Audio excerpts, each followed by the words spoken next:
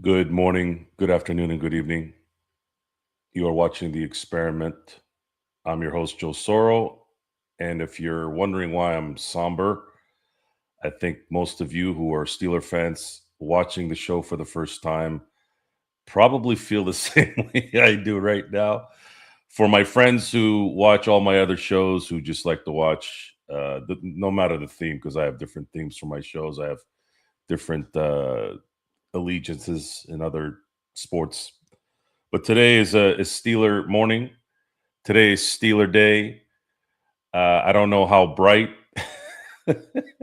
how bright it is in Pittsburgh right now. I'm nowhere near Pittsburgh right now. I'm on the other side of the country. But news just came out about what was it, an hour ago, maybe less. I've kind of forgotten time a little bit here, but the Pittsburgh Steelers went off the cuff a little bit here since 1969, and when they brought in a young Chuck Noll, and then 23 years later brought in a young Bill Cowher, and then 15 years later brought in a young Mike Tomlin. Well, I'm not trying to be age discriminate, but the Steelers decided to hire a 64-year-old veteran coach who's had a pretty good career. Um, weirdly enough, I saw a comparison of Mike McCarthy next to Mike Tomlin, and they virtually have almost the same stats. One Super Bowl win, uh, almost 200 wins. I think Mike had three more playoff wins than. I'm sorry, Mike McCarthy had three playoff wins more than Mike Tomlin. I think that's it. Other than that, they're almost identical. So my initial thought was they just basically said, well, Mike left and we need to replace Mike, not replace the head coach. We just need to replace Mike Tomlin. And I frequent a very popular Steeler forum. It's called the SteelersFans.com. That's the website. And there was a gentleman that frequents the page, and he had mentioned that he had lived in the Green Bay market the entire time Mike McCarthy was there, and he had, and this got me more depressed, of course. And I sort of knew this already. I have seen enough Mike McCarthy coached football games in my time, and I had the same. It's not exactly the same in terms of questioning of calls, because I'm literally watching every Steeler game where I'm not watching every Green Bay game, right? But when I would watch the Green Bay games, let's say I'd watch maybe 3 or 4 a year, right? I would look at Mike McCarthy's decision making, going, "What is this guy doing?"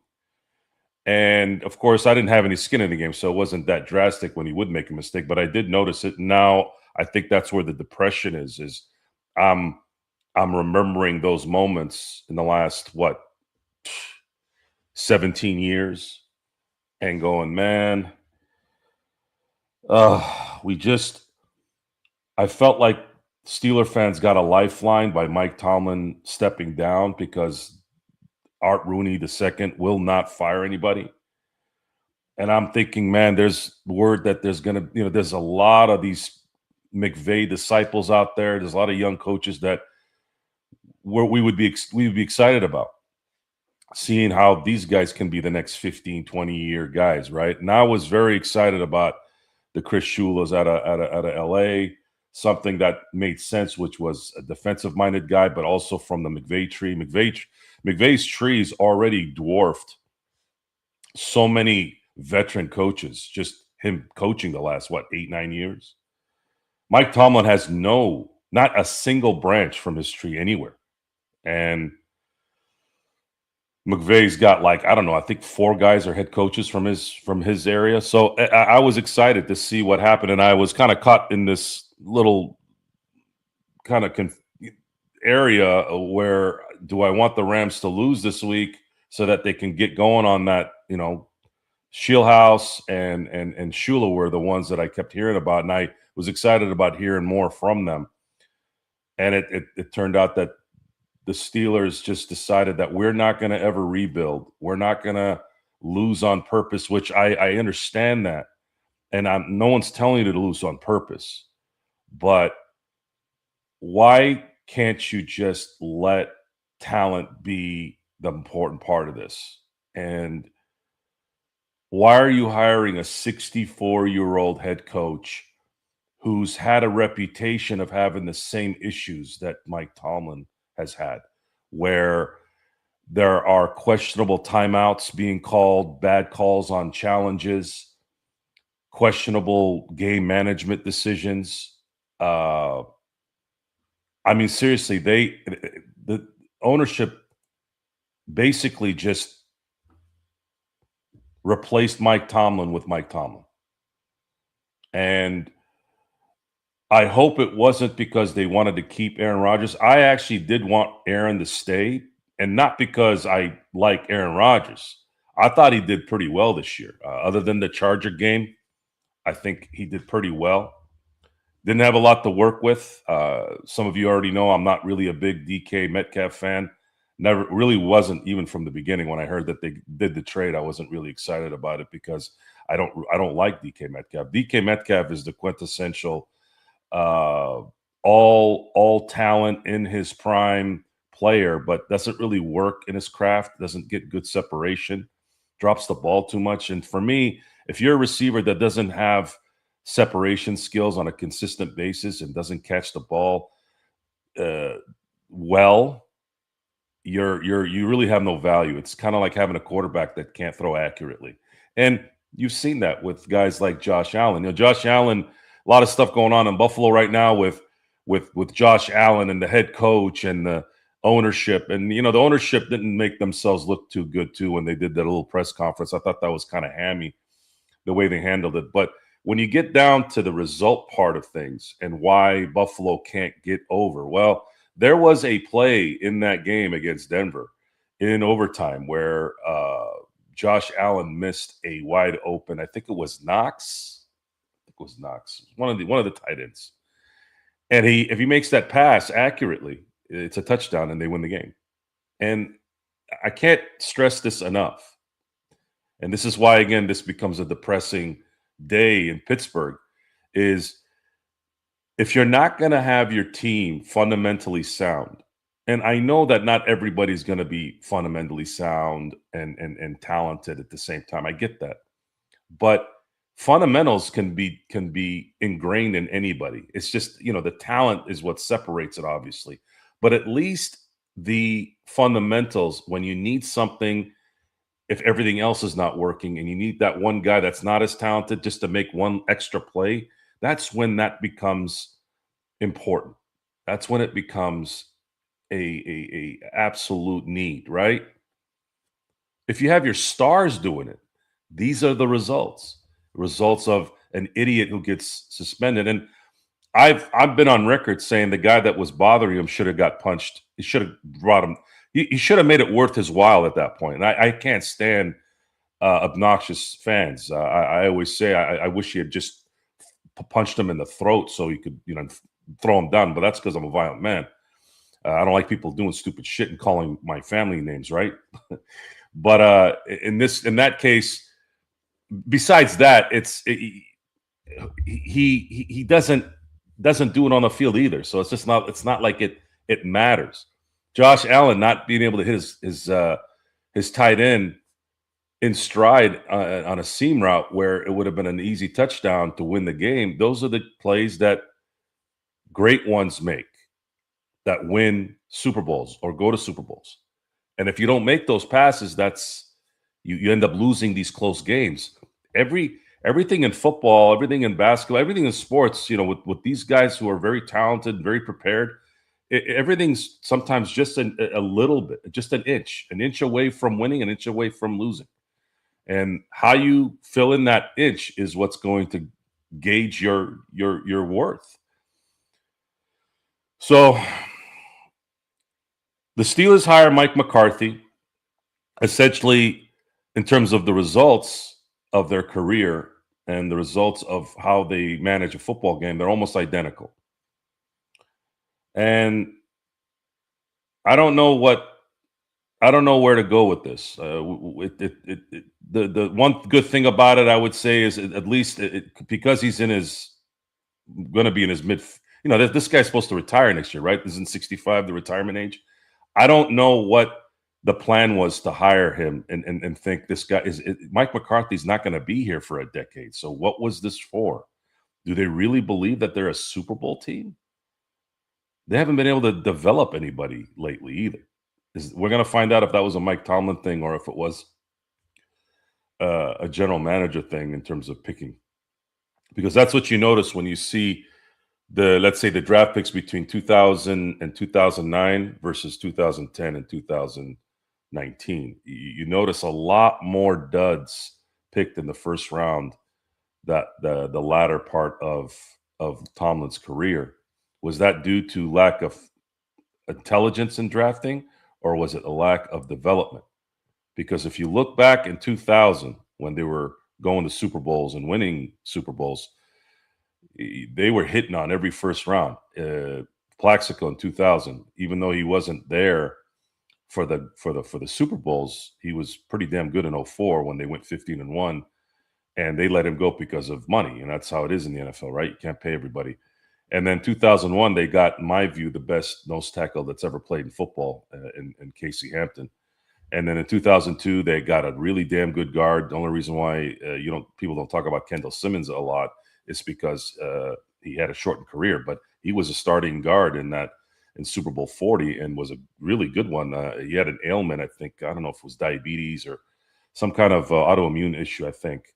Don't go quote me on that, but he had to retire early. 2003 was kind of the beginning of the next like Hall of Fame picks, or close to Hall of Fame, right?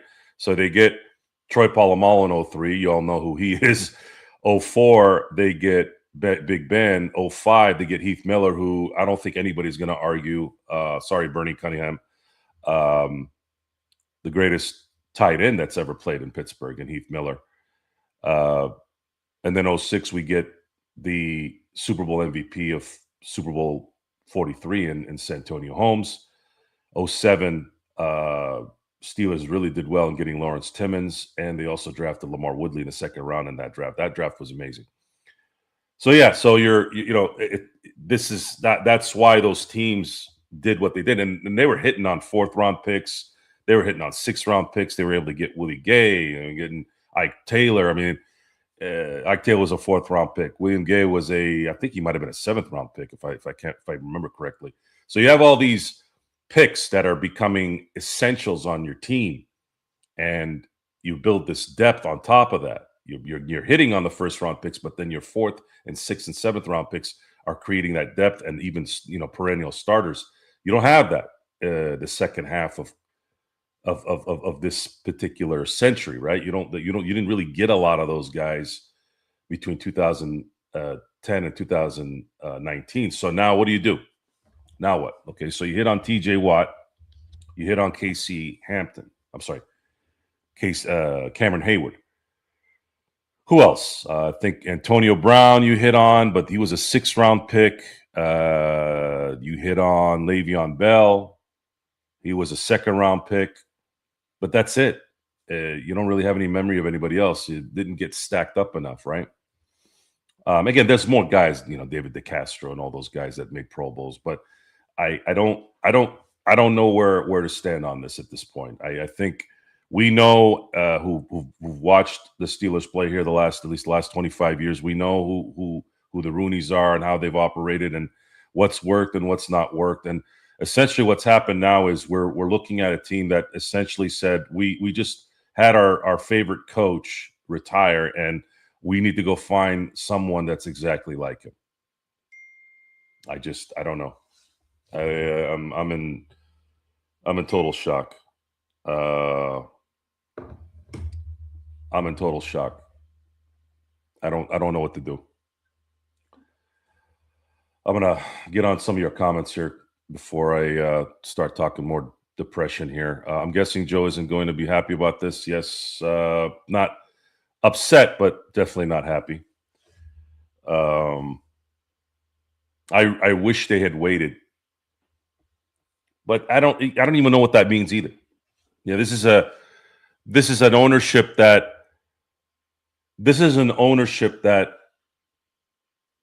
it was reported that they had a call from Chicago for Mike Tomlin a few years back. This was right when Ben Johnson was, I think it might have been the year Ben Johnson went back to Detroit, or the year before he took the Chicago job. I can't remember exactly. But there was a report that Chicago called the Rooneys to see if they would be willing to trade Tomlin to them. And in my head, I'm thinking, if that was true, and if Mike Tomlin got the deal he wanted because he has a no trade clause, and I don't know what the freaking idiot would give a coach a no trade clause. That's one of the dumbest things you could. The only people that deserve no trade clauses are all time greats. Okay, you don't give a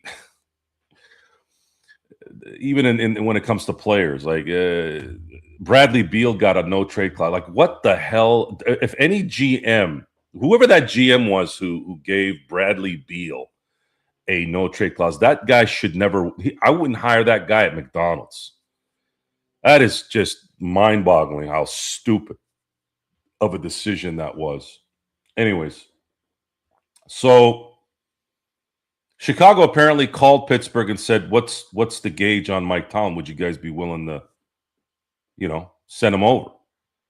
And when I heard that, I cry now internally, and I still do it to some cases, just seeing how Chicago's developed. And I didn't think Caleb Williams was looking too good in terms of above the neck. He has all the tools that you all have seen that, but I didn't think what was above his neck was solidified yet. But I think it did help getting somebody like Ben Johnson there, right? I think him being there. I mean, he didn't have a bad rookie year either, but he's developing pretty damn well. It looks like maybe his head's on straight, and it does help when you have a good coach. It does. So good for him. Good for him. I hope he succeeds. I don't like seeing people fail, but again, more often than not, that position is tough to do. So, but imagine this: Chicago would have had to have sent compensation for Mike Tomlin, right? And I think Sean Payton got, or Denver. I'm sorry, New Orleans got, I think, 2 first-round picks, or maybe 1 first-round pick and a second-round pick, somewhere around there. They got pretty good haul. And look at Denver, and then right now with New Orleans kind of doing what they're doing, they may have something brewing there now that they may have found the quarterback, right? So I can't get out of my head that the Steelers could have traded Mike Tomlin, who all of you know I've said is the most overrated coach in any sport ever. And I feel like I have room to say that because I've seen every coach. I've seen every game he's coached, and I've seen how bad he is. Average is best. Average is as good as he's ever been. And when you remove the first 4 years of his career, and we're talking about a long time ago, guys, even if he was a great coach those first 4 years, how do you justify 15 years after that where you've only won 3 playoff games? And then when you look at the competition, because I think that's the other thing that I don't understand why certain folks don't focus on too. Competition matters too when you're measuring. Let's look at Mike Tomlin's 15-year run after Super Bowl 45. He beat AJ McCarthy. I was going to say AJ McCarthy. AJ McCarron, Matt Moore, and Alex Smith. You want to know who he lost to? Tim Tebow, which should have warranted a firing right after that, in my view. Blake Bortles, Baker Mayfield, C.J. Stroud. Got his ass whipped by Tom Brady. Okay, you can kind of buy that one a little bit because it's Tom Brady, right? But not a good look. when you really get down to the guts of this, right? 15 years straight of getting just disappointment after disappointment, and then more of a wrench. And they haven't been close in these games the last 10 years. He hadn't won a playoff game in a decade. So what do we have to look forward to now with Mike McCarthy? Mike McCarthy had a pretty good run in Dallas if you really look at the meat of it, right? They went 12-5 3 straight years, but they only won one playoff game. Who's that remind you of?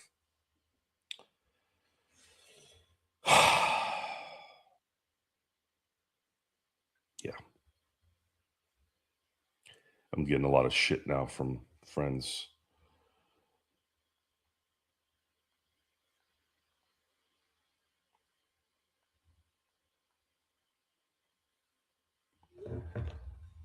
I got a San Francisco fan talking shit to me now. How about that? San Francisco fan. The modern day Buffalo Bills. Hold on. I got to write this to him.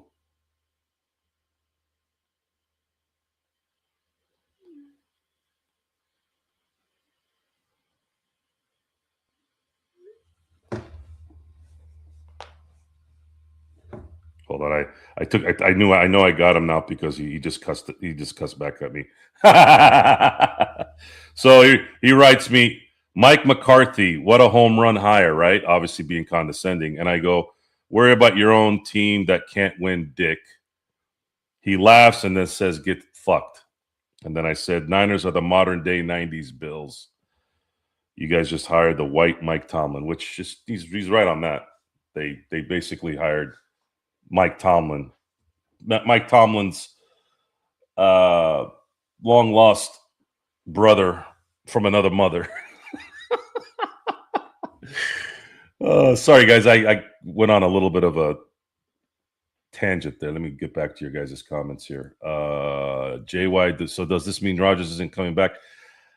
I don't know, dude. I don't know. I'm assuming he's coming back now because him and Mike McCarthy had a good relationship. So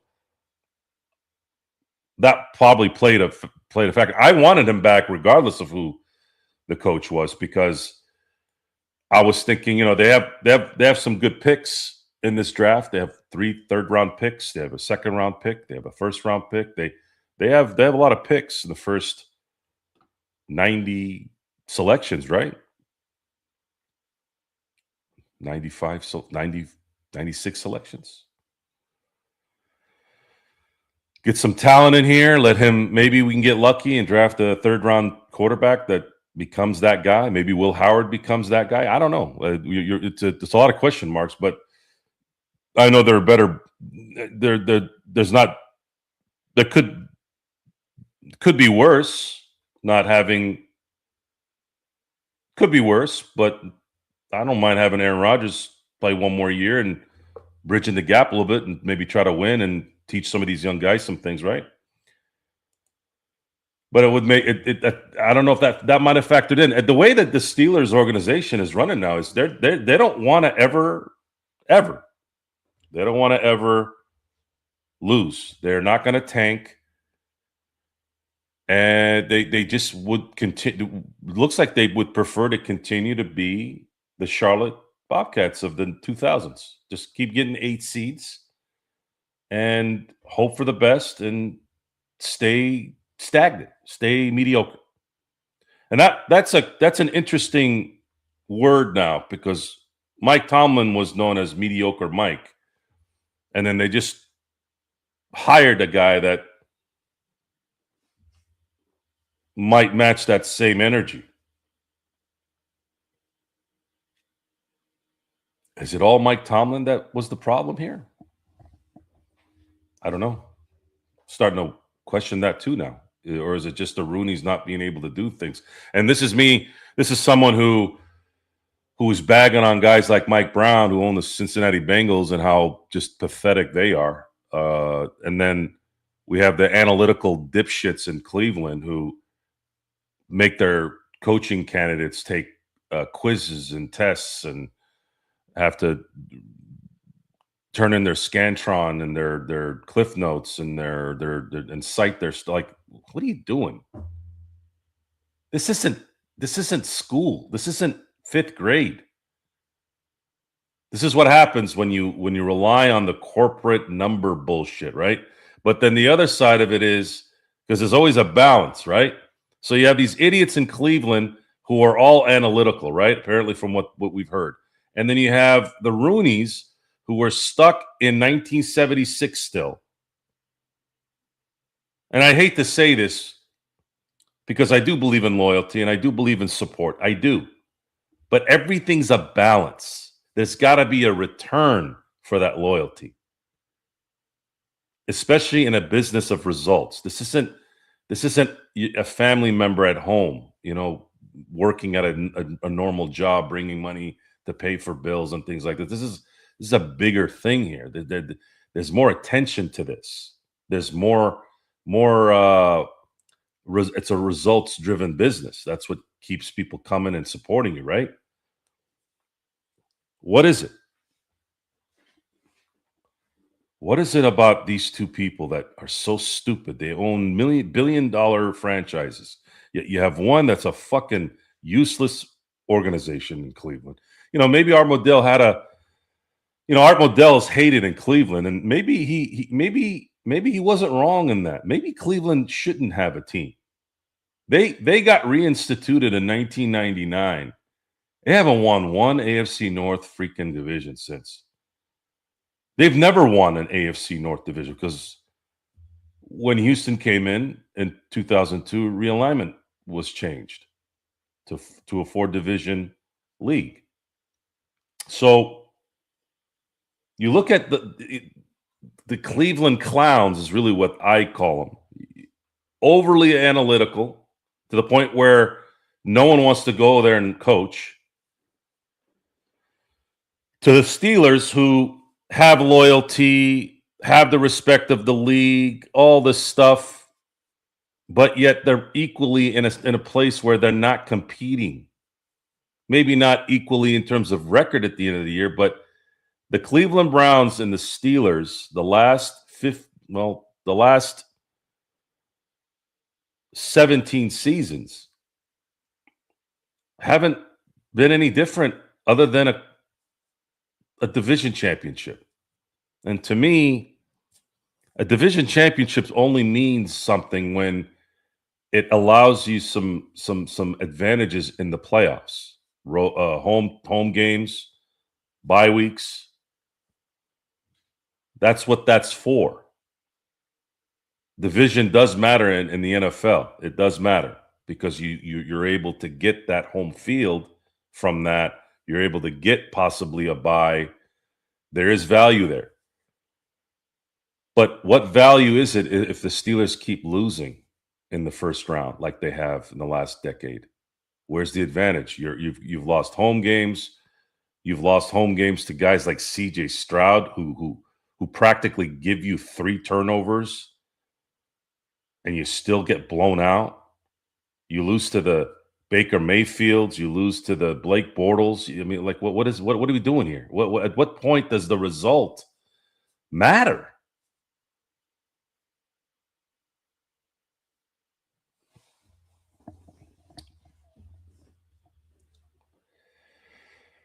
I guess that this one makes sense on paper to some extent, but damn, McCarthy just doesn't seem like the kind of coach you'd want around for 2 decades. And we know the Steelers won't be firing after 1 to 2, 3. Yeah, and that's the depressing part.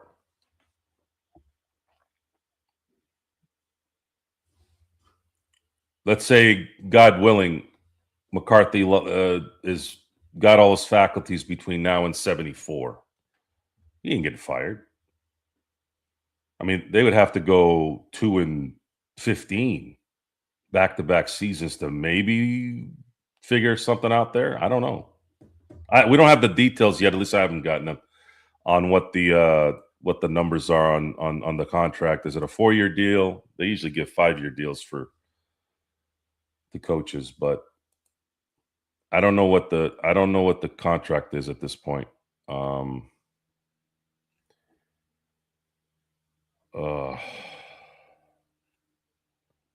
I thought being able to get on the show and talk about it a little bit would make me have a little bit of therapy. I'm actually getting more depressed. Oh man, I'm sitting here and I'm going. I I get you get word that Mike Tomlin's stepping down, and I remember the it was almost the same as the Dodgers getting a Edwin Diaz and Kyle Tucker, right? Like you get that, right? Yes, there's something new there, right? That's what that is. And by the way, why the hell is it so dark? Freaking daytime here. Oh, that's because it's raining.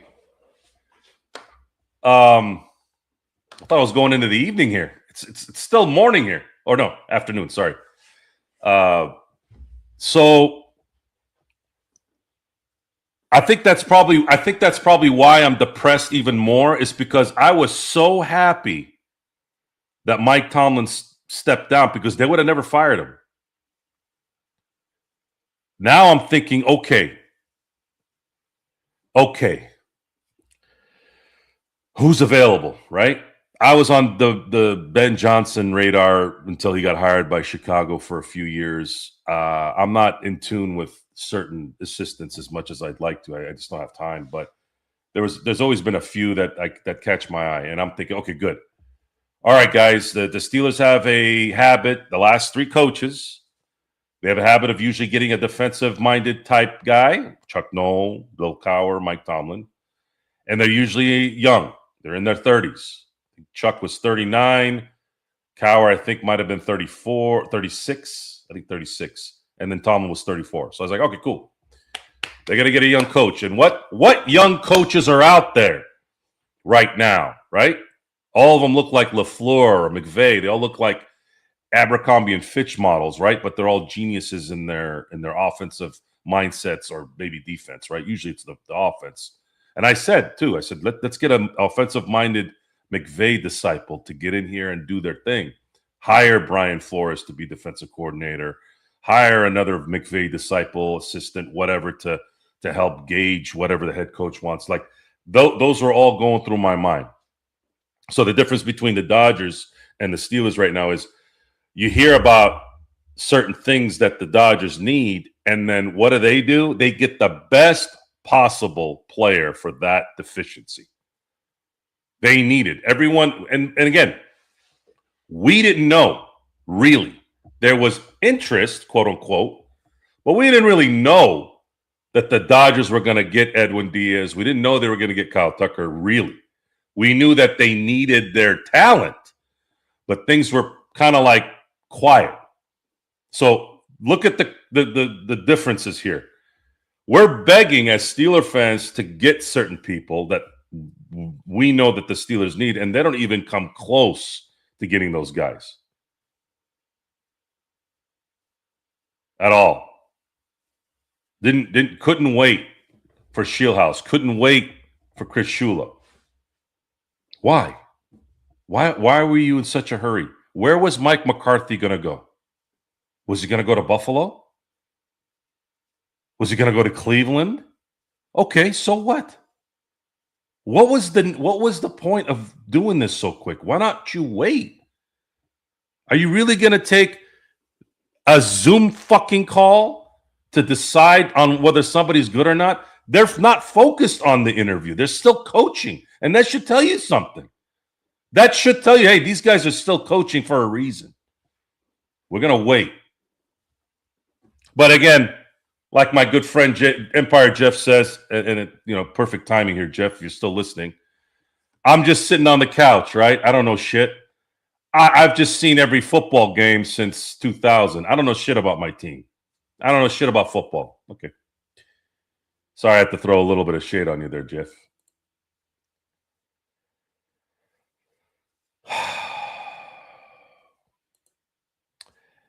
I'm not a Pitts fan, but I don't have a pro team, but I feel bad for Joe, my guy. So this was my team before me. It's just not. It's just not.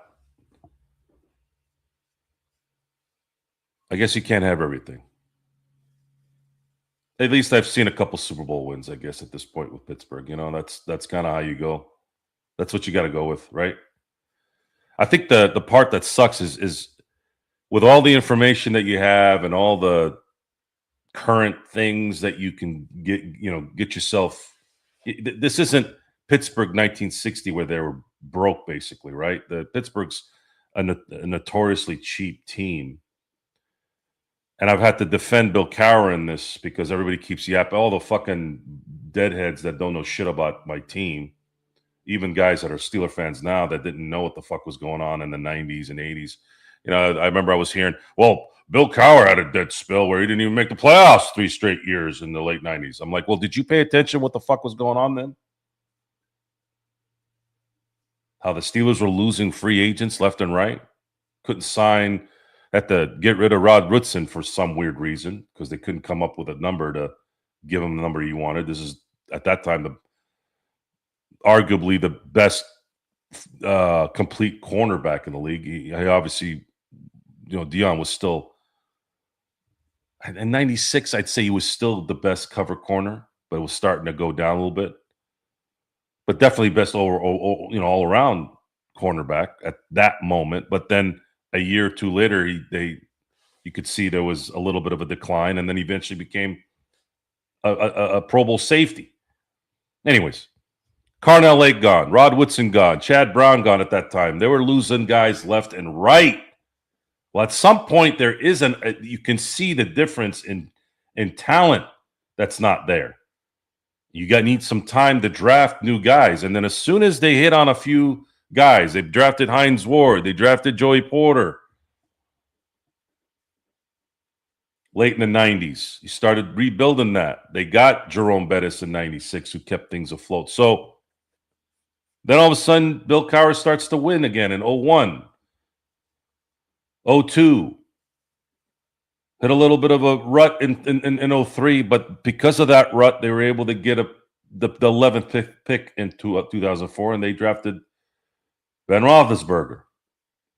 But instead, what these guys are doing is they're just, let's be the Charlotte Bobcats of the 2000s. Let's just keep making the playoffs and hope for the best. It's terrible. How bad was Arthur Smith? I didn't think he was that bad, Jay. Steeler fans are abhorrent too sometimes. They shit on Bruce Arians. They shit on Todd Haley. I thought Todd Haley and Ben Roethlisberger. You're talking about Todd. First of all, Bruce Arians helped the Steelers win a Super Bowl. That's how good he was. Oh, and he also helped Tom Brady win a Super Bowl too. So maybe he wasn't as bad as Steeler fans thought. Steeler fans hate offensive coordinators. It doesn't matter if it was Eric Coryell in his prime. Wouldn't matter if it was Mike Shanahan in his prime calling plays. Wouldn't matter if it was Sean McVay. The second there's an incomplete pass, every idiot Steeler fan wants to fire the offensive coordinator. Just it's exhausting because then when you do have an offensive coordinator that sucks, they get mixed in with the good ones, and now you look stupid.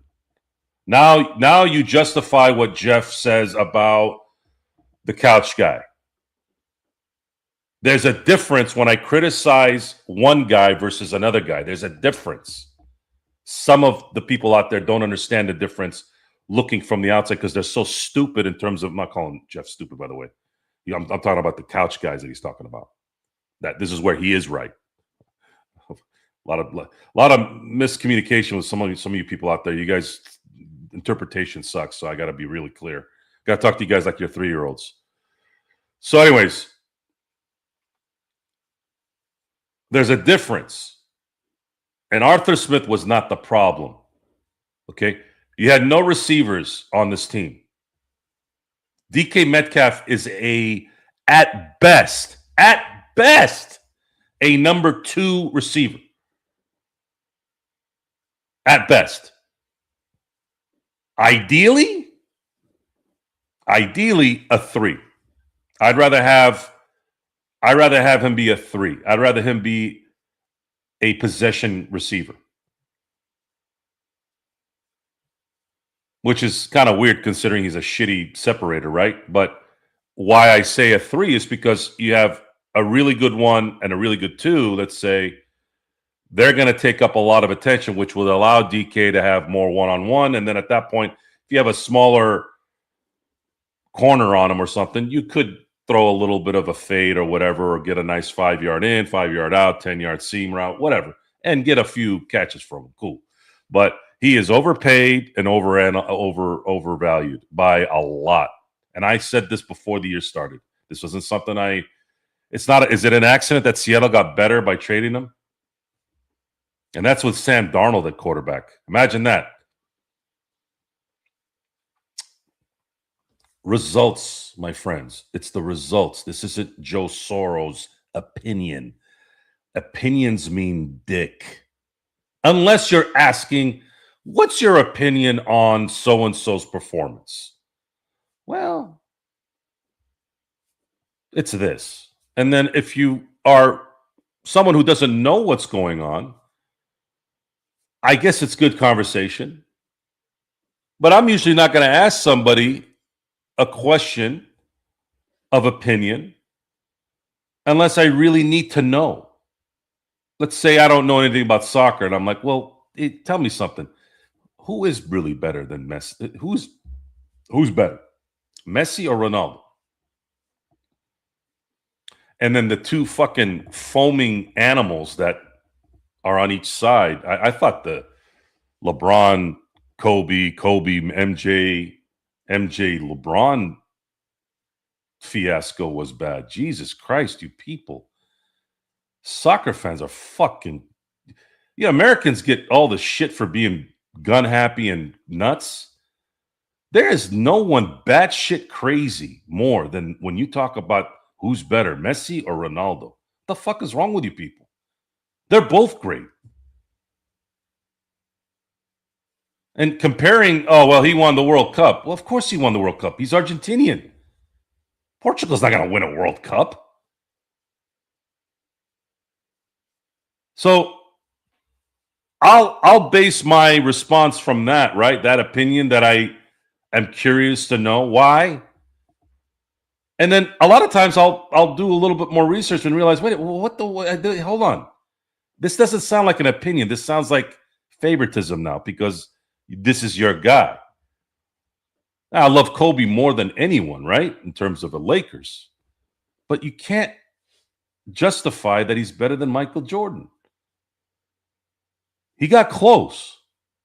But Michael, like I said for years, Michael had another gear that it wasn't Kobe's fault that he didn't have.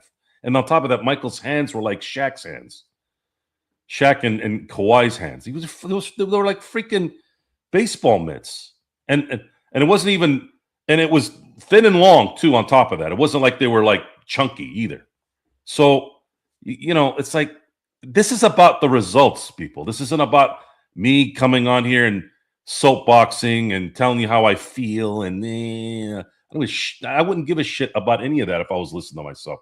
Matter of fact, I've heard myself talk a few times, more than a few times, and I'm like, ugh, turn it off. I'm like, man, who the hell wants to listen to me say that shit? And you learn from that. So how bad was Arthur Smith? He wasn't that bad because he really didn't have a lot to work with, man. And neither did Aaron Rodgers. Aaron Rodgers had one bad game this year that was, at least from my viewing area, that was just, you couldn't blame anybody, and even he admitted it. The Charger game, he couldn't throw the ball in the Pacific Ocean if he was in a boat in there. Like, he couldn't. It's one of those games. So, coaches don't ruin organizations. Organizations ruin themselves. This is a bit of a shocker. Yeah, it's it's just like anything else, right? So when you blame the coach, it's convenient for the fans, right? But in the end, you have to blame the ownership, really. Why are you allowing this coach, whom you have the authority over, to continue to show zero results? At least if he was competing. See, this stuff that's going on in Buffalo, at least Sean Allen. At least Sean McDermott and Josh Allen are competing, and they're barely losing. It's still not gonna, the results are still not there, and ownership is justified to try to find a way to bridge that gap. Yeah. But I just gave you guys some examples on why Josh Allen isn't winning these games. He's missing on those throws. He's missing the clock in his head saying, I shouldn't take a chance here with 12 seconds left. Otherwise, I'm going to fumble, and then they're going to get a field goal, which is what the Broncos did, and that ended up costing them. That one play ended up costing them likely a chance to be in the AFC Championship game. So, yeah, from that standpoint, that's different than what's been going on in Pittsburgh. Those are two different things. But we, as a society, it's either all or nothing. That's something that needs to stop. Sometimes it's not all or nothing. Sometimes this particular situation is different than this. They do need the same execution, but they're for different reasons. And if you came back to me and said, look, man, we keep losing by 3 points in the playoffs. Would you rather deal with that, or would you rather just get your ass kicked in the first round every year? So here's my response to that. As a competitor, that's like saying, would you rather burn to death or would you rather drown?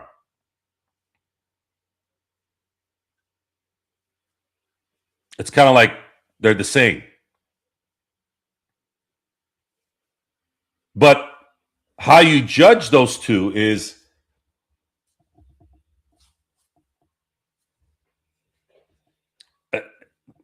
what do you do? Is there something you can do about it? Is Sean McDermott not calling timeouts when he should? Let's say, if you're going to get rid of the coach, right? Is he losing the challenges every time he uses it because he knows what's going on? Because that was what's going on with Mike Tomlin. And from what I'm hearing right now from people who were in Green Bay while Mike McCarthy was in Green Bay, seems like he has those issues too. Fundamentals, baby. Fundamentals. Both have fundamental issues. Different results in the end in terms of how they lost, but they're the same issues. They're not fixing that small gap of what makes a champion and what doesn't make a champion. Malcolm Butler intercepts a football in a game that should have been over. The reason why that happened was because Belichick prepared for that little instance.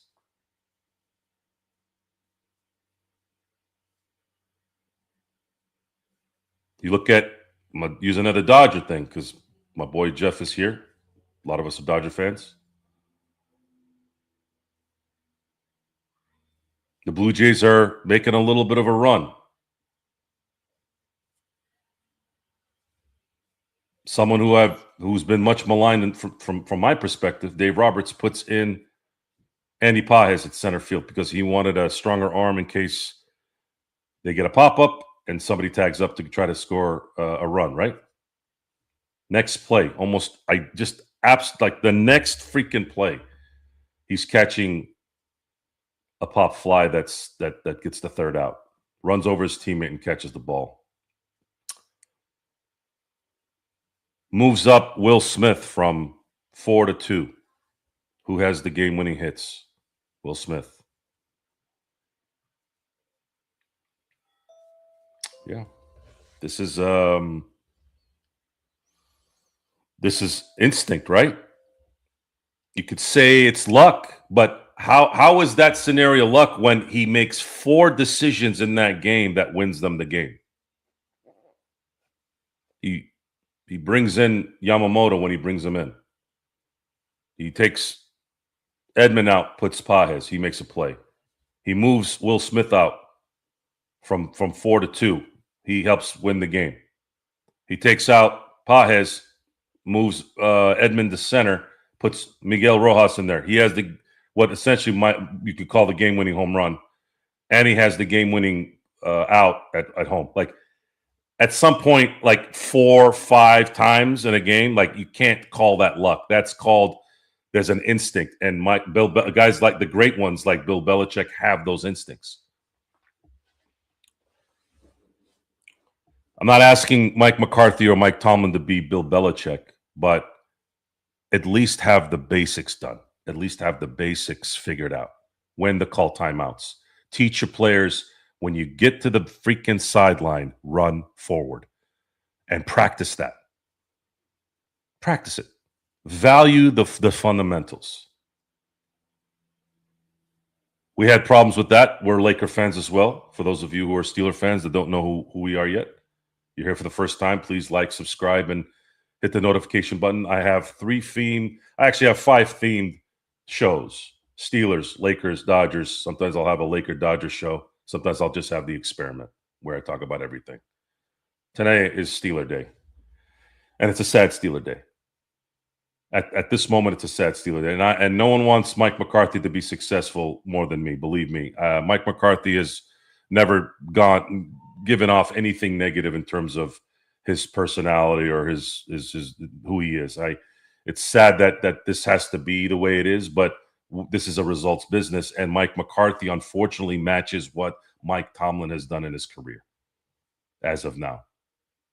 And the Steelers aren't exactly prepared for the next 5 to 10 years in the important spots, quarterback being one.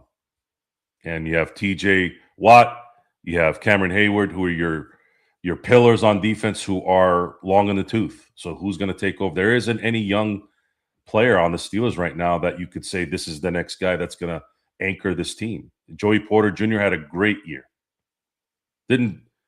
Was kind of okay at the beginning of the year. Not, too many penalties on him, too many bad decisions. But then the last half, he did amazing. He sort of lived up to that first, I call it the first round pick, but technically it was second. It was a 32nd overall pick. Thank you, Chicago.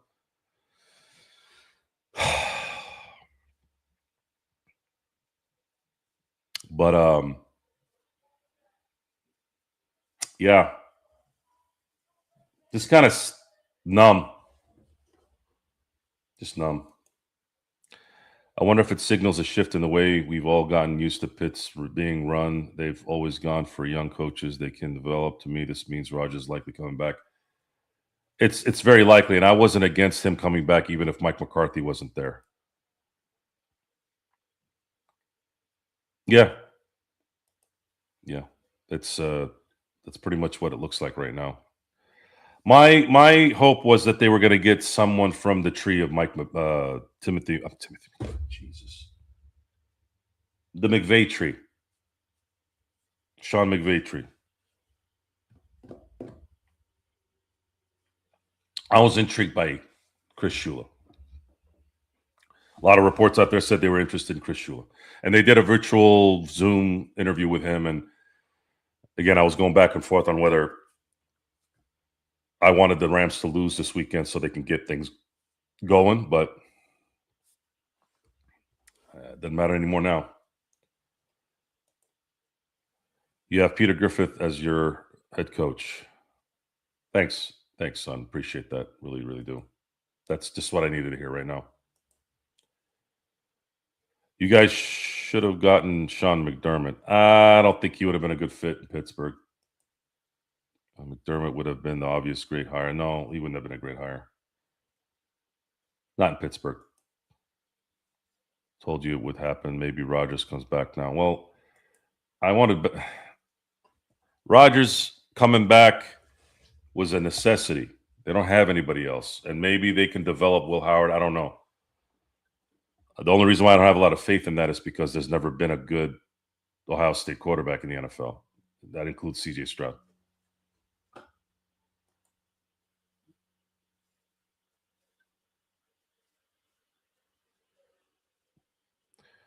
Kansas City, 49ers, Green Bay, Dallas. Now Pittsburgh looks like he loves coaching legacy-based franchises. Yeah. Well, he didn't coach. I'm assuming he was an assistant at KC and the 49ers. He was. Yeah. No, Mike McDaniel got hired to be the offensive coordinator in San Diego. So there's a big difference between McDaniel. I would have rather had McDaniel. I actually like Mike McDaniel. I think he got a raw deal in Miami. I think Miami ownership is probably right in line with the Bidwells in Arizona and Cincinnati and in Cleveland. Those four areas, and then of course the Jets. Those franchises are just. I guess if I want to, because we live in a human beings always base their happiness on somebody else's misery, right?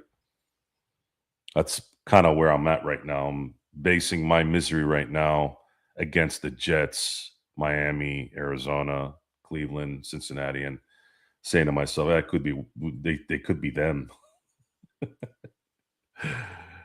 It is laughable. Tomlin is like gold compared to McCarthy is lead.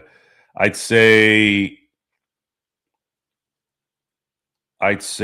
Tomlin and McCarthy are both gold plated. Yeah, they're the same, just different parts of the spectrum. NFL's for ball lickers. I don't have a response to that, Pale. You might be right.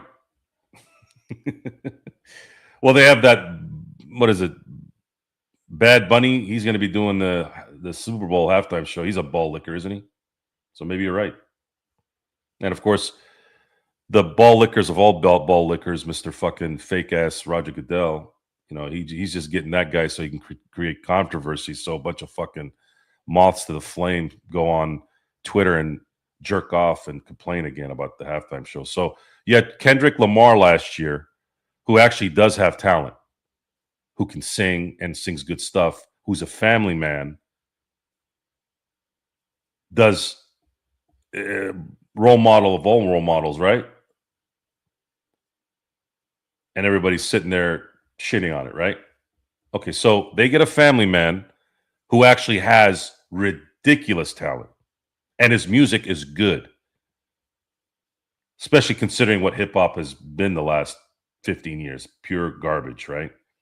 He's one of the few guys that does have talent, does the Super Bowl show, and everybody was still bitching and whining. So maybe Roger does say, you know what, you guys are going to complain anyways. I might as well let you complain and really complain, because I'm going to send this Tulip to sing some songs and a dress, and we're going to get more ratings because a bunch of fucking idiots are going to go and can't wait to get on and complain behind their little computers and phones like the fucking awesome dudes that they are. All the fucking keyboard commandos, right?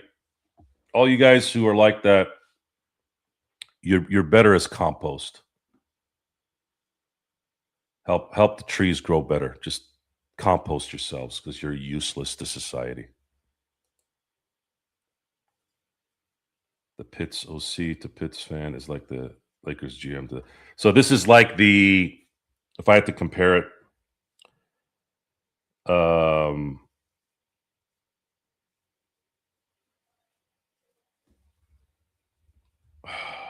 hold on, sorry guys.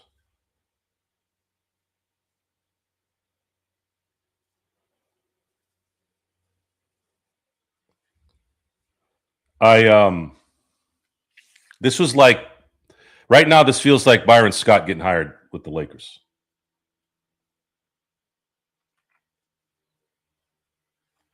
Problem is, I now that I've had a chance to sit down and absorb, and again, I never thought Byron was a good coach. Anyways, too cliche run, too cliche. When he was coaching in New Jersey, I used to always listen to him talk. I'm like, oh my god, he uses every cliche in the book.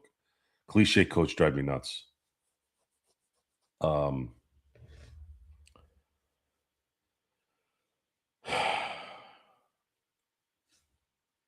The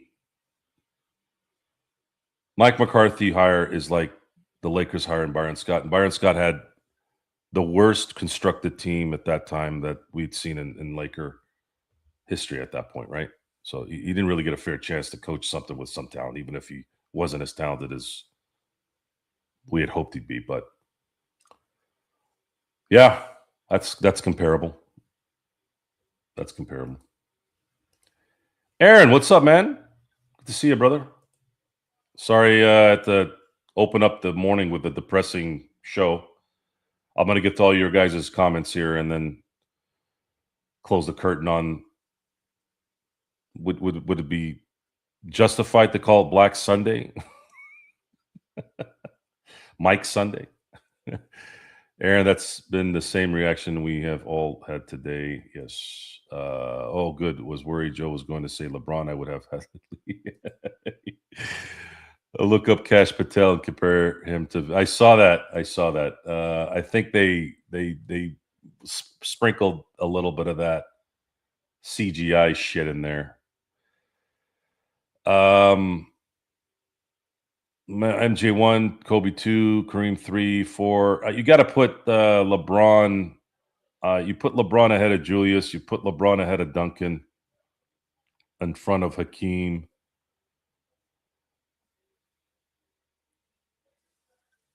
Yeah. Bird, I always would pick Bird because Bird had a steadier head than LeBron. But I would say LeBron's probably ahead. LeBron's ahead of Julius, Hakeem, and Duncan. I put him at 7. That's me, though.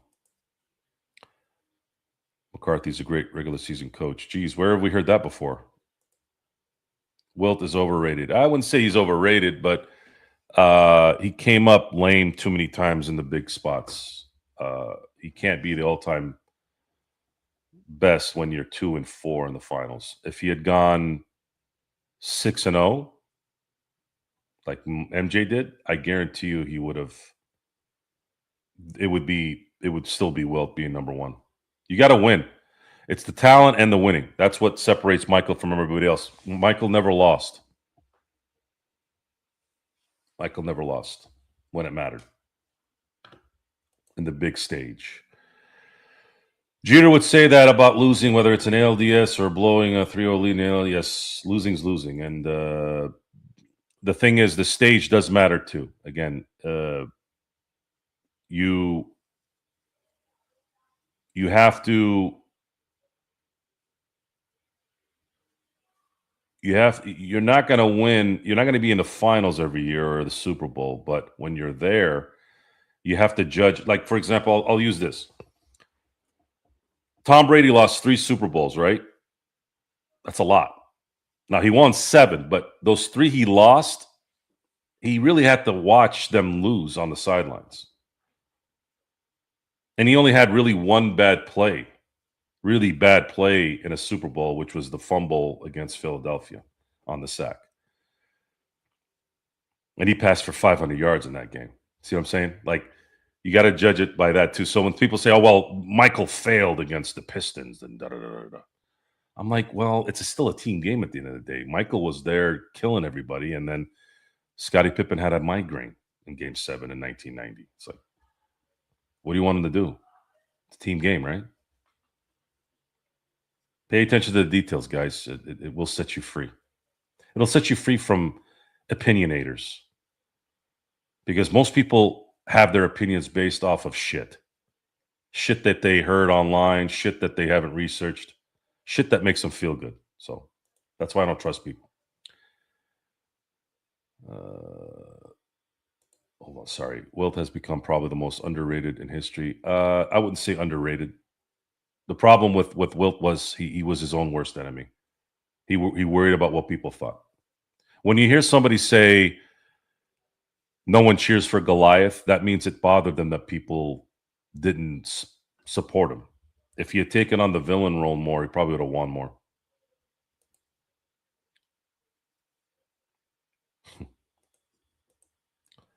That Seahawks game was wild. I was in the bar, and so I was sitting with my buddy. It's funny you brought that up as what you were doing that day, Stefan.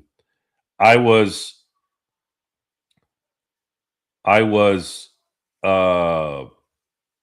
telling my buddy because Seattle had just made. I don't know what it is about New England and these helmet side butt catches, but Seattle just made this catch with. I always forget the receiver for Seattle who caught it. The Seattle receiver caught the ball, and it was this dramatic catch, and then it was like, that's it. Seattle's going to win. And he was so sad for Tom Brady. So how is Tom Brady going to lose a game like this again? It's another helmet catch. And as I'm saying this, bro, it's over, bro, it's over. That's when I see Russell Wilson come out in shock. I'm like, what the fuck was going on? Oh, throwing an interception. Yeah, I was in shock. Very shocked. Just absolutely the dumbest play I've ever seen called in any sport ever. Yeah, it was bad. Thanks, Stefan. Appreciate it. Sora, why do you hate Steph Curry? I don't hate Steph Curry. I just think Steph Curry is not, to me, Steph Curry is, he's not on LeBron's level.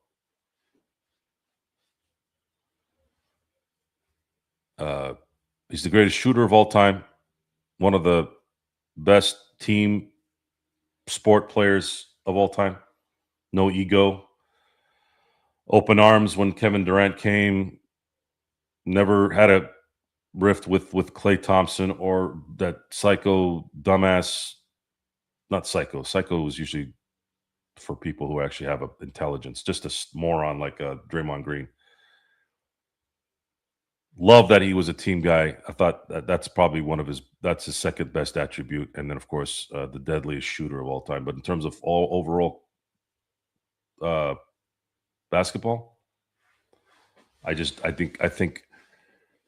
don't think he was in the areas of a Kobe or no, not think. He was not a Kobe. He was not a LeBron.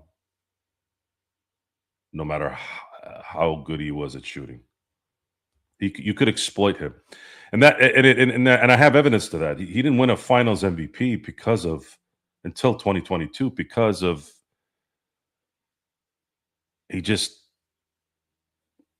he had deficiencies.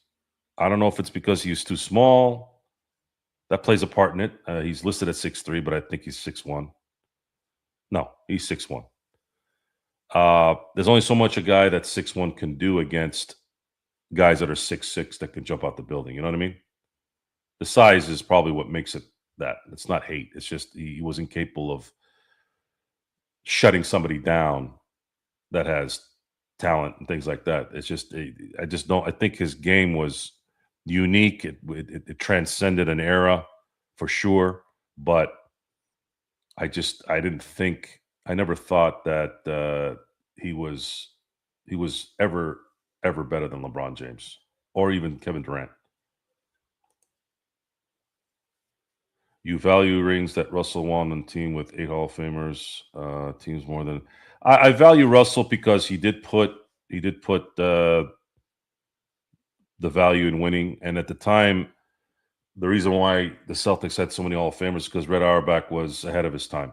He was able to acquire talent and pull things over on people. They didn't even draft Bill Russell. Bill Russell there was a trade with St. Louis to get him. They didn't even they pulled a fast one on St. Louis. Imagine with St. Louis, the St. Louis Hawks would still be the St. Louis Hawks right now instead of Atlanta if they hadn't fumbled that, right? But you can't disregard he was winning in San Francisco when he was in college. He's just a winner. So he won 2 national titles in San Francisco. I believe he won an Olympic medal as well. Russell was born to win, and that's just what it was. But it does help to have stacks of Hall of Famers on that team and only have about 7 or 8 teams playing. So, yeah. But he did it. He did it. Still got to give him props. Then you just got to base it off basketball skills. I don't think anyone would argue against the fact that, Will Chamberlain was a better basketball player than Bill Russell. But Bill Russell understood the team concept, just like Tim Duncan did. And that's how they got over on you.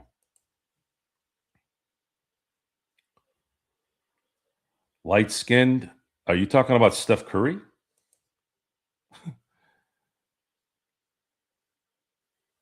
I am the research, homie. That's good. I care way too much about basketball historical data. Bob Cousy was the first superstar in the NBA history, unless you count Mikan, and he became. Mikan was the first NBA superstar. Yes, they used to put on the marquees. I think there was one that I read: Knicks versus George Mikan. Like I said, though, Russell thing is preference thing. I'm not going to argue with you. I respect just the yeah. Again, it's going to come down to you gotta produce the results of that, right? Well, the results is he was surrounded by better talent, better management, and then he also was addicted to winning. Whereas Will Chamberlain was addicted to Wilt winning, and the results came about on that. Wilt was a better basketball player than Bill Russell, but he was not the better winner. Better, I should say, better. How do I say this? His focus was more. It's a team game. He was not focused on the team. He won 2 championships by talent alone, but he lost 4 of those finals games because of the fact that he thought about himself more than he thought about the team generally. You just watch footage of the 1969 finals against the Celtics. There was no reason why the Lakers should have lost that finals. Him and butting heads with his coach was a big problem in that last game. And if you don't have that, the Lakers are winning the championship and sending the Boston Celtics home instead of losing to a team that was inferior to them. Different time, man. Different time. Those guys didn't. The efficiency of getting the ball in the hoop wasn't as important as it is now. As one of the only big men of the era, couldn't even. It's a good one too. I'm trying to be nice here. Do not make me cook you sorrow. This would be the good time to cook me right now because I'm depressed. I'm already cooked. Did you hear the rumors that Joe Burrow and the Steelers are planning to work out something out? I'll tell you what, if that was even possible, that would definitely mend the depression a little bit. But I think there's a better chance of me playing in the NFL than Mike Brown trading Joe Burrow to Pittsburgh. I'd love to see that ranch. Hakeem over Magic, that's different. Yeah, there's Hakeem is not better than Magic. Sorry, guys. Hakeem was amazing. Don't get me wrong, but Magic was a different beast. McDaniel wants to be head coach. Maybe Raiders. I would stay away from the Raiders if I'm McDaniel, even with Mendoza going to be there. I don't trust. I don't trust Mark Davis and any of that thing. Even with Tom Brady kind of being the chaperone there, I wouldn't do it. Joe Porro. Who's Joe Porro? Oh, I know who you are. Yeah. Luke is better than SGA. Agree with you to some extent there, Sorrel. Good, good, good. I'm kind of behind here, guys, so bear with me. Carried by Kareem, ignorant. Magic gets those extra bonus style points because he was just so damn good. Yeah, I think it's funny when once in a while somebody will say Kareem carried Magic, or that whole this guy carried this guy all started with Kobe and Shaq. They never talked like that before. They never said, "Oh, Pippen's being carried by Michael and Kareem is being carried by Magic or Magic's being carried by Kareem." No one ever talked like that until Kobe and Shaq with the new generation of fucking idiots that don't know anything.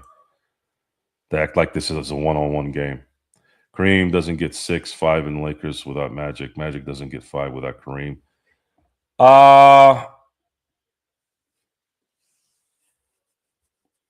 Here's my assessment on that. If Kareem is not on the Lakers when Magic arrived, maybe they don't go to the finals in 1980, but I think they end up getting somebody at some point.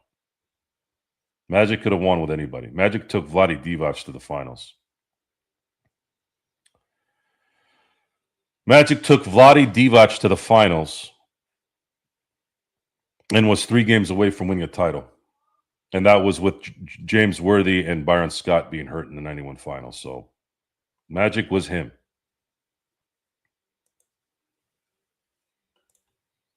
Does Duncan have a case to be better than Kobe because of longevity? No.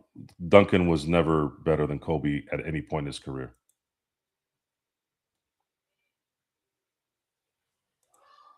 Better team player, better Ego in terms of team basketball, yes, but not in terms of talent. And I don't think there's really an argument there.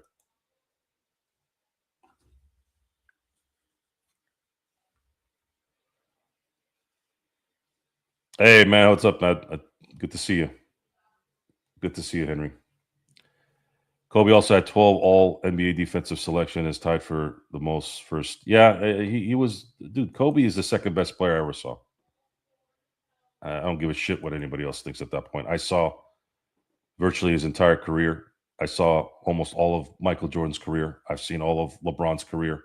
I've seen Steph Curry. I've seen McGrady. I've seen Vince Carter. I've seen Allen Iverson. I've seen Duncan. I've seen Shaq. I've seen all these fucking guys, all of them.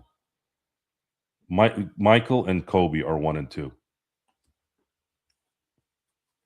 Michael and Kobe are 1 and 2. I don't give a shit what you have coming. It's just not. It's not gonna. It's not gonna. I'm not gonna. I'm not gonna ride with it.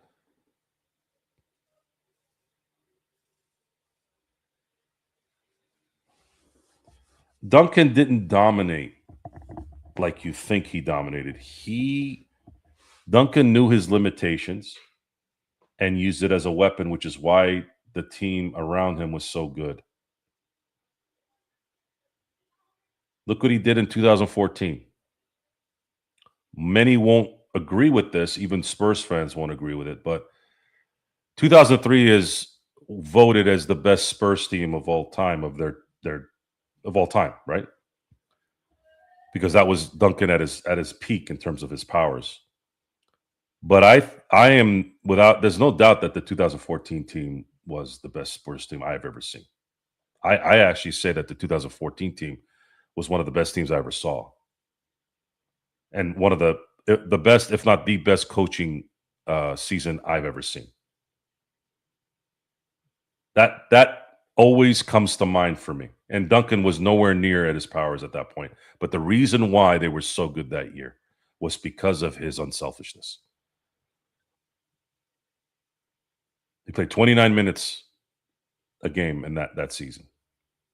The allocation of minutes and the allocation of the system coming back from what happened in 2013, it was as good as you'll ever see in any sport. Kobe and Phil have a say in 09 when they lost in 08. They came back, won 65 games, and were pretty phenomenal. However, there's something to say about a team that beat LeBron in his prime, beat the big three in his a three-time champ or two-time champ at that time, going for a three-peat. That has to play a factor in it. Not only beat him, they beat him to the fucking ground. So 2014 was the best Spurs team I've ever seen.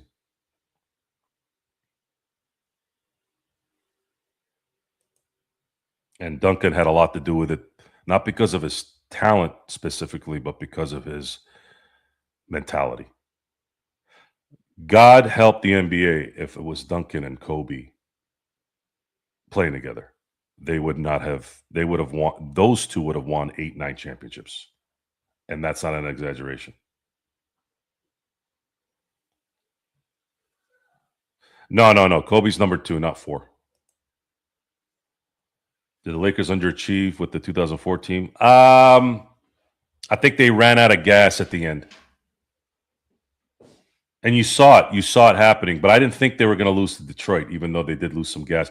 That Minnesota series after they beat the Spurs, Cassell was injured. I think Sprewell was limping a little bit. I know for sure Cassell, Troy Hudson, much like Bibby in 2002. I mean, both Mike Bibby and Troy Hudson, I'm pretty sure sent Derek Fisher some next level gifts for those guys getting those contracts because of how bad Derek Fisher was on defense. All the stuff that you guys talk about with Luka and how bad he is on defense, all you got to do is watch Derek Fisher in 2002, 2003. He practically made Mike Bibby and Troy Hudson get generational money of how bad he was. So that Minnesota series, Lakers won in 6, but they were teetering. They were teetering. They needed that series to be the last series to play. It looked like in the end because they had been taxed out by the time they got to the finals. You could tell by the first game. I wasn't expecting it, but you saw it. They were not even in it in the first game, and then Kobe saved them in the end in game 2, and then maybe they thought they'd be reinvigorated going back to Detroit, but they never got it back. They couldn't get along. They were burnt out. Detroit just started piling on Kobe. They basically just sent 3 guys on Kobe all the time, just let Shaq shoot. And he scored and he did his thing, but it wasn't enough. No one else could do anything except Shaq, and that was the whole point. Very, very depressing season. Still the worst season I think that I can remember in terms of how the result ended. And then there's been bad ones. Losing to the Celtics was bad, but that was a good Celtics team. But the 04 team, I think that was. I'm sorry, Lakers had no business losing to Detroit. You know, if you have Kobe and Shaq in their prime still, you're supposed to win that despite whoever's on your team. And it's a huge negative that takes Kobe out of the MJ discussion. That's one of them. And then not closing out Boston in game 4 to tie the series. Because if they tie the series in game 4, they don't blow the 20-point lead. You're Kobe smelling blood. Shit. I don't see the Celtics winning that series if the Lakers tie that up 2-2. Yes, please hit the like, subscribe button. Thank you, guys. Injuries derailed. Played well. Yeah, but you still had Shaq and Kobe on that team in their prime. You have to win that.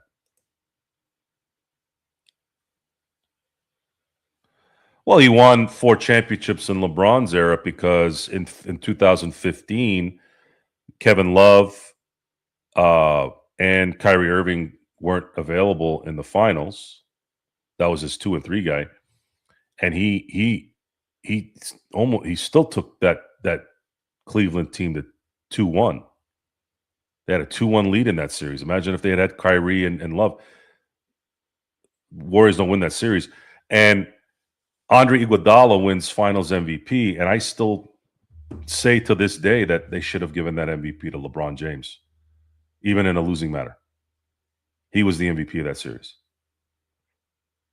If Kyrie and Love were available in that series, that series would have been over in 5 or 6. Then they get revenge in 16, and then they go get Durant. Durant cost LeBron 2 more rings. LeBron should have 3 more rings. He had no business losing in Dallas to Dallas in 11. No business. They were up 2-1 in that series too. Should have closed that out. And Durant going to Golden State. If LeBron has 3 more championships, there's a legitimate argument at that point. One was his fault. The other 2 weren't really his fault. Because now he'd be sitting at 7 championships with 3 different teams. That story changes a little bit. He'd have a 3-peat under his belt, might have a 4-peat under his belt if they don't get Durant, for all we know. That changes. The results of those finals games changes so much of the narrative, you know? Then you have to factor that into the equation. That's part of it. It's not fair for a lot of people, but it's the way it is. He won 2 MVPs and 4 championships in LeBron era. How is he not on the same level? Because you want to give LeBron Klay Thompson and Draymond Green and stability at the head coaching area and better ownership. You know, if you just switch LeBron and Steph Curry, you tell me, does Steph Curry take that Warriors team? I'm sorry, they take that Cleveland team to the 2-1 lead in 15. Do they win in 16? No.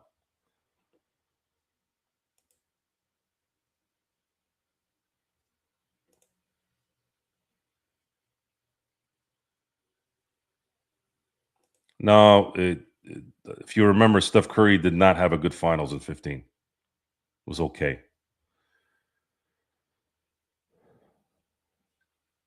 But see, I want to give Curry credit. He played He was a good team player. He was the guard. He was the Duncan of guards. So I'm not gonna downgrade him on that. From a team standpoint, he was amazing. Jermaine Kearse was the dude who caught the ball. Yeah, there you go. Thanks, Aaron. Appreciate it. That wasn't for you, Joe. That was for me arguing about Big Bill. It's okay, Steph. You can talk however you want. I'm good at deciphering who's talking to who usually. Steph's 3 killed the NBA. Great player, deadly shooter. There's a lot of talk that's the case. I suppose Wilt was addicted to a lot of things. Hey, he could be addicted to a lot of things. It's just he worried about what people thought, which most people do, and that's not a good way to live. Why couldn't MJ win without Scotty, Joe? Maybe because he didn't play hardly ever until Scotty was there. It's still a team sport, right? So Scotty gets drafted in 1987 by the Sonics, gets traded to the Bulls. So Michael had just come into the league in '84. So technically, it's the '85 season, right? Am I correct on that? Yeah. So 85, 86.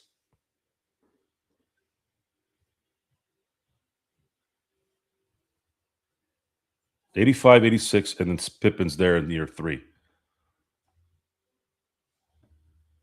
Why didn't they win in 88, 89, and 90 with Pippen? Maybe because they weren't conditioned yet. It's a different era. You don't. You see where I'm going with this? So what did you want him to do? You wanted him to win with Doug Collins without Pippen and a bunch of cokeheads? Did you watch The Last Dance? I'm just saying he was there for 2 years before Pippen got there. So what'd you want him to do in those first 2 years?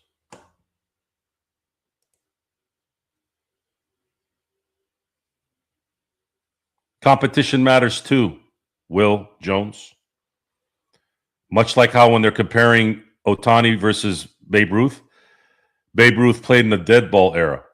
Hitting balls that were essentially like sponges is different than hitting a 100-mile-an-hour cutter or sweeper or even a fastball. I know you don't see 100-mile-an-hour cutters, but you know what I mean. Celtics and Pistons were complete teams. Bulls had to grow into it, which is how that worked at that time. People had to earn their dues, right? Rogers reuniting with. Yeah, I don't know. Oh, I am not. I am an idiot. I just realized Sora hates Springer. Is Joe? I suck. I hate every one of those pieces of shit from Houston. Look at Magic supporting cast versus Hakeem. Look at the two-way play. Hakeem clears Magic. No, he doesn't. Kobe's not better than Kareem. Stop it, Joe. Yes, he is. How many MVPs does Kobe have? Well, I mean, he has one, but voting back when Kareem was getting MVPs is different than what was going on during Kobe's era. They gave 2 MVPs to Steve Nash because he was a nice guy and helped Phoenix win regular season games. Both those MVPs should have went to Shaq and Kobe. Shaq won 1 MVP as well.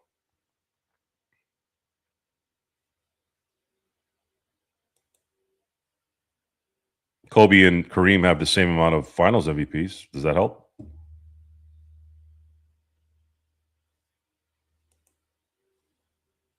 And you get, again, comparing a center with a perimeter guy is kind of like comparing a pitcher and an everyday player. It's Kareem has to be fed the ball.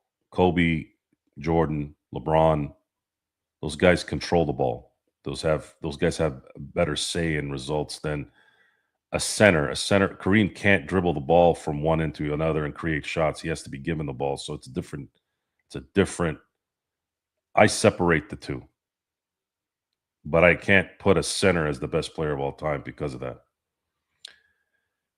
I can say that Kareem is the best center of all time. That's for sure. That's my vote. My vote is he's the best center of all time. Should have been Shaq if you'd given a shit a little bit more, but it's Kareem. SGA might surpass Kobe if the three peats. No. SGA will never pass Kobe. The competition these days is as weak as your argument right now. Duncan was great. Parker was very good. Pop was great. Manu was the X factor. The coach on the floor was irreplaceable for the Spurs, indeed. This is turning into the Lakers fast break. So, guys, Steeler fans that are watching, I'm sorry. Again, I do other shows, Lakers, Dodgers, and all that. So please bear with me. I'm hoping that the entertainment is still there. The theme should still always be about the Steelers right now because that's what we're talking about. I'm going to get through these questions. I'm going to get through these comments because these are still my people, and then I'll get back to closing the show out with some Steeler talk. SGA about to win back-to-back MVPs and championship, and this MVP is going to be unanimous. He's having an MJ season. OKC set up MJ season. I don't know about that. Say what you want. SGA won't be Kobe. SGA can't even. SGA will never be Kobe in a billion years. He could play 10,000 years and never be that guy. LeBron in the Dallas series. Yeah, it was pretty bad. That hurt his legacy. That hurt him. That series actually hurt his legacy forever. Doesn't matter when or what he did after that. Did LeBron not have super teams and great teammates? Does LeBron win? Well, super team is a subjective thing. You could look at the Celtics in the 80s and the Lakers in the 80s, and they had super teams. What justifies as a super team? You have to have talent to win around you too. The Bulls, they had Dennis Rodman, they had Pippen, they had Jordan, they had Kukoc, who was the sixth man of the year. That's a super team. Before that, the first three-peat, they had Horace Grant, All-Star, Pippen, All-Star, Jordan, All-Star. B.J. Armstrong even was an All-Star on that team. Are they a super team? Sophomore year from Jay, he was also on the stupid 7-minute rule because the Bulls scared he'd get hurt. Yeah, I remember that too. They wanted to lose to get a higher draft pick too. If Jokic wins 2 more rings, where do you rank him? Oh man, I don't know, man. Jokic is he's defying logic. I'm going to be honest. He's defying logic. He's starting to creep up into his own category. The greatest all-around center I think we've ever seen. He's what Arvydas Sabonis would have been had he come out earlier. And it would have made things much interesting. It would have made the 92 finals a little more interesting. Kevin Duckworth, who was a pretty good player, not a great one, but good. God rest his soul. Imagine if Arvydas Sabonis, whose Jokic's game is similar to, it's just that the rules now enhance it too. Back then they didn't, but it would have been, let's say, even 3/4 of it. That could have been nuts. There could have been it could have gone Portland's way if Arvydas was on that team. I'm just going to say that. Yes, young Sabonis was a freaking beast. Yes, so we're going to talk more basketball here, guys, on our next show. But I wanted to end the show with my Steeler peeps who are watching, being a Steeler show. Again, I don't mind the basketball and stuff. There's a reason why it's called The Experiment, and we're always experimenting on here. But the Steelers have decided to go with familiarity and comfortability. And the hometown boy, just like Bill Cowher was a hometown boy, Mike McCarthy is the new head coach of the Pittsburgh Steelers. And so at this point with Steeler Nation, we are right back to where we were right before Mike Tomlin stepped down, but just with a different contrast. But I wanted to thank you all for being here this afternoon, at least here on the West Coast in the United States. Any questions that come about after the show, any comments, please message me on YouTube. You can hit me up on The Experiment on Instagram, TikTok, or Facebook as well. Easy to find. And I'm sure we'll have more Steelers shows as things develop here with Mr. McCarthy and the Steelers I don't know how many, but we'll see. But until then, have a good morning, have a good afternoon, have a good evening. And until next time, I'll see you next time.